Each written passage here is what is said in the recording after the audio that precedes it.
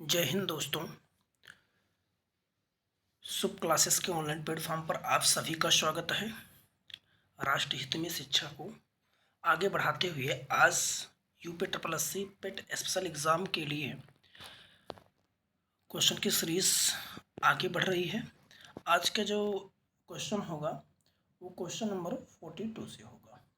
इसके पहले मैं 41 तक क्वेश्चन करा चुका हूँ और उसके एक्सप्लेनेशन भी दे चुका हूँ। आई होप आप सभी को पसंद आए होंगे। अगर आपसे कोई भी क्वेश्चन का आंसर पूछा जाए तो कमेंट बॉक्स में ज़रूर भेजा करिए, ठीक है दोस्त। चलिए, प्रश्न ये है कि निम्न में से किस स्थान पर अजंता एलोरा की गुफाएं स्थित हैं। अजंता एलोरा की गुफाएं किस स्थान पर स्थित हैं, मोस्ट इम्पॉर्टेंट प्रश्न है। सबसे पहले ये समझिए कि ये गुफा है कहाँ। तो ये अजंता एलोरा की गुफाएं औरंगाबाद में है। कहाँ पर हैं? औरंगाबाद कहाँ पर है? अगर आपसे पूछा जाए महाराष्ट्र। कहाँ पर है? महाराष्ट्र में है, ठीक है। चलिए नेक्स्ट 43 है कि नोबेल पुरस्कार जीतने वाले प्रथम एशियाई कौन थे। लगा लीजिए स्टार। तो प्रथम एशियाई मदर टेरेसा, रविन्द्रनाथ टैगोर, राजीव गांधी और सीवी रमन। करेक्ट जवाब रविन्द्रनाथ टैगोर जी थे। इन्हें प्रथम एशियाई नोबेल पुरस्कार दिया गया था। अगर आपसे वर्ष पूछा जाएगा तो 1913 में दिया गया था। कब दिया गया था? 1913 में। नेक्स्ट 44 है, इनमें से कह रहा कौन सा सूर्य से सबसे नज़दीकी ग्रह है। ये आपका सूर्य है, इसके सबसे नज़दीकी ग्रह कौन सा है, इसकी बात कर रहा है ना। तरह से बताएंगे आप लोग नज़दीकी ग्रह कौन सा है। तो इसके बुध, मंगल, चंद्रमा या पृथ्वी। तो सूर्य के सबसे नज़दीकी ग्रह का नाम क्या है? तो बुध है। कौन है? बुध। पृथ्वी से सबसे नज़दीकी ग्रह है। बुध के बाद बताइएगा कौन से ग्रह है? शुक्र। कौन है? शुक्र। उसके बाद कौन सा ग्रह आता है? पृथ्वी। उसके बाद पृथ्वी जिसमें हम लोग बैठे हुए हैं। पृथ्वी के बाद मंगल। क्या? मंगल। मंगल के बाद बृहस्पति। बृहस्पति के बाद शनि। शनि के बाद अरुण एवं वरुण। तो करेक्ट जवाब क्या हुआ? नेक्स्ट ओणम। ओणम किस भारतीय राज्य केंद्र शासित प्रदेश का सांस्कृतिक उत्सव है? कर्नाटक का, केरल का, तमिल का या असम का। तो ओणम किसका सांस्कृतिक उत्सव माना जाता है और कब मनाया जाता है?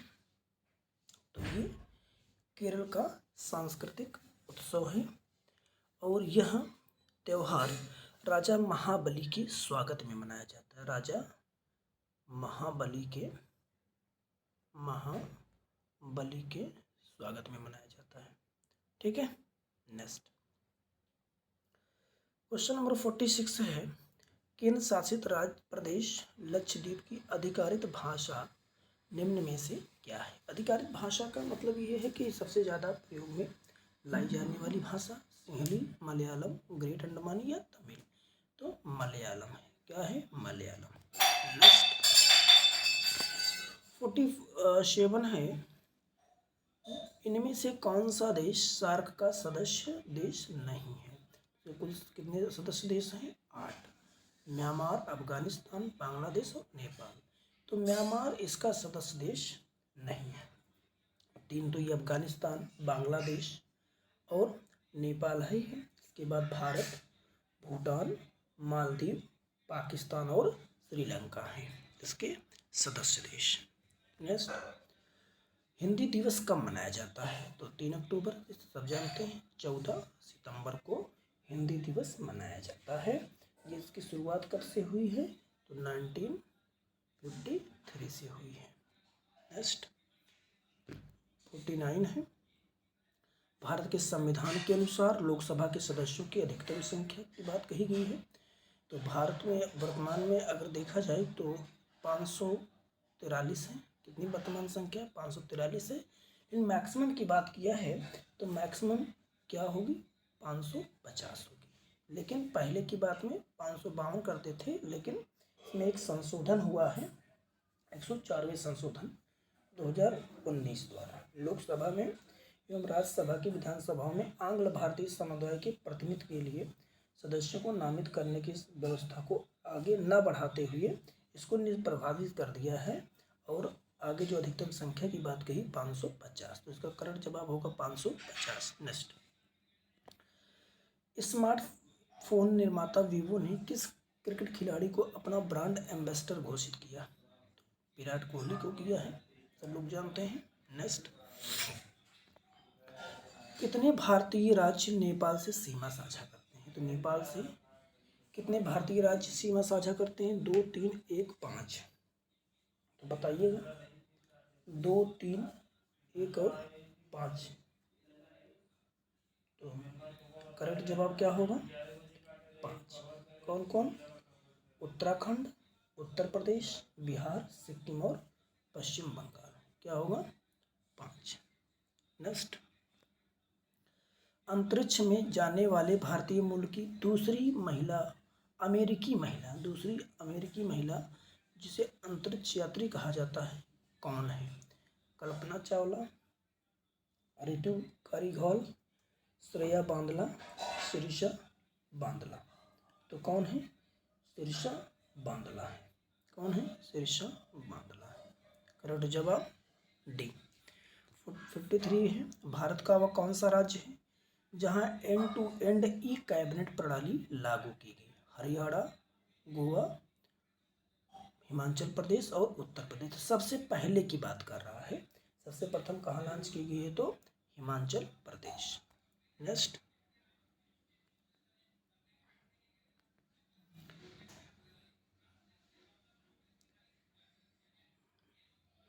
एक सेकंड बैक हो गया है। चलिए, क्वेश्चन कौन सा चल रहा था? क्वेश्चन नंबर 45 हो गया था ना? ये था 53 हो गया था, हाँ ये हो गया था 53, एंड टू एंड हो गया था। 54 पर आ जाइए।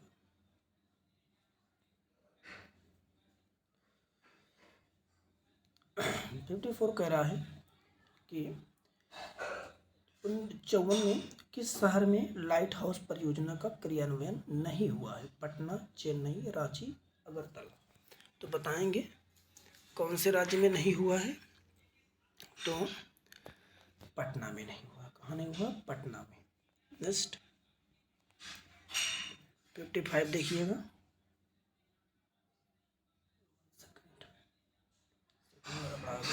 चलिए, यदि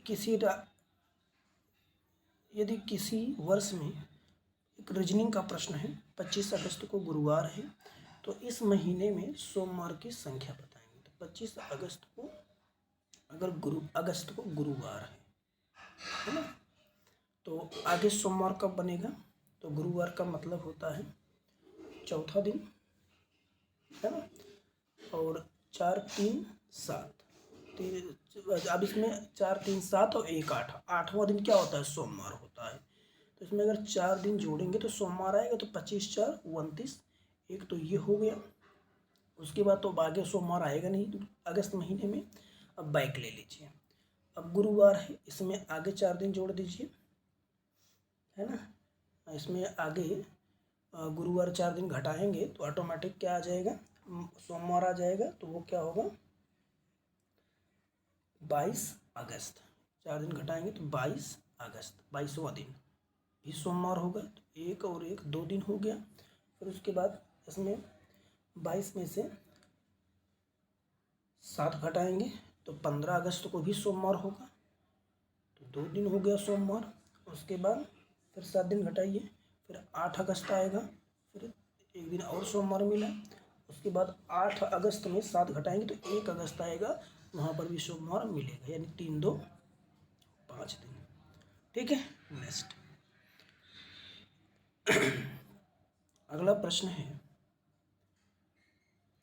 रीता की ओर इशारा करते हुए निखिल ने कहा, मैं उनकी माँ की एक इकलौता पुत्र हूँ। रीता निखिल से किस प्रकार संबंधित है? रीता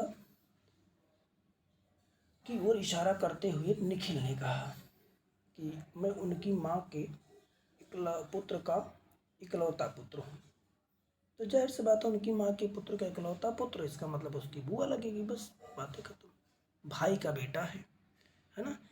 निखिल जो है इस रीता के भाई का बेटा है, तो निखिल को क्या लगेगी? बुआ लगेगी। नेक्स्ट, एकल का विलोम शब्द क्या होगा? विलोम अकेला तो होगा नहीं, उपयुक्त होगा नहीं, पर्याप्त होगा नहीं, तो बहुल होगा। क्या होगा? एकल का बहुल होगा। नेक्स्ट, गागर में सागर भरना मुहावरे का अर्थ लिखिए। कम बोलना, बहुत बोलना, थोड़े में बहुत कहना। गागर में सागर मतलब थोड़े में बहुत कहना।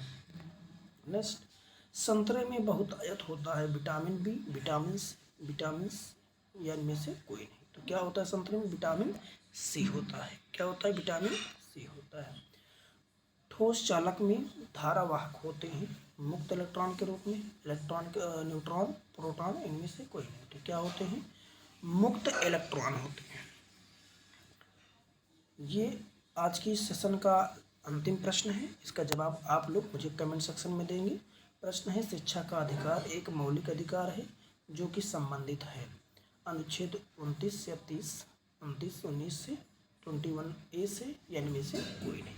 इसका जवाब आप सभी लोग कमेंट में करके बताएंगे। आगे हम कुछ आपको इम्पोर्टेंट फैक्ट बताने वाले हैं।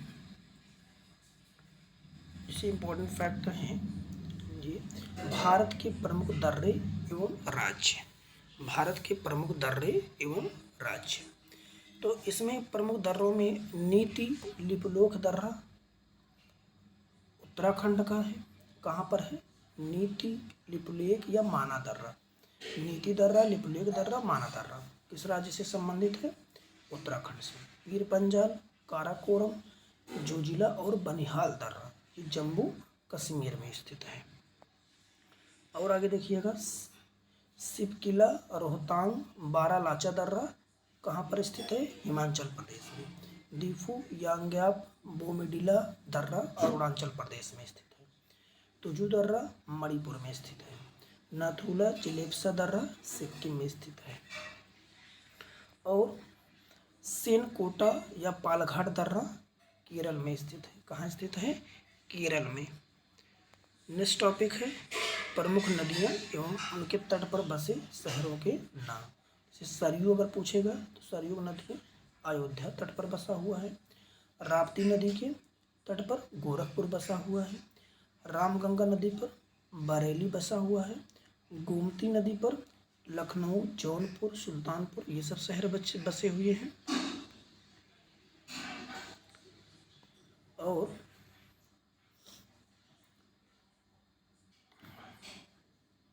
यमुना नदी के तट पर आगरा, साबरमती नदी के तट पर अहमदाबाद, महानदी के तट पर कटक, ब्रह्मपुत्र नदी के तट पर डिब्रूगढ़, मूसी नदी के तट पर हैदराबाद और हुगली नदी के तट पर कोलकाता। कमेंट कर देंगे। आप लोग बताइएगा गंगा नदी के तट पर कौन कौन से शहर बसे हुए हैं। तो ये आपके क्वेश्चन थे, होमवर्क। आप लोग कमेंट करिएगा, बताइएगा क्लास कैसी लगी। आई होप आप सभी को क्लास विधिवत समझ में आई होगी। समझ में आया दोस्त तो एक एक लाइक करना बिल्कुल मत भूलिएगा। ये समझ लीजिए जितने भी तथ्य आपको दिए जा रहे हैं, आपके एग्ज़ाम में 4 पेपर होने हैं। 4 पेपर का मतलब ये है कि 2 दिन में एग्ज़ाम होगा। एक दिन में 2 पाली, अगले दिन 2 पाली, तो 4 पाली में कहीं ना कहीं आपको ये प्रश्न जरूर मिलने वाले हैं। ठीक है, चलते हैं। आज के लिए इतना। बहुत बहुत धन्यवाद। Thank you so much.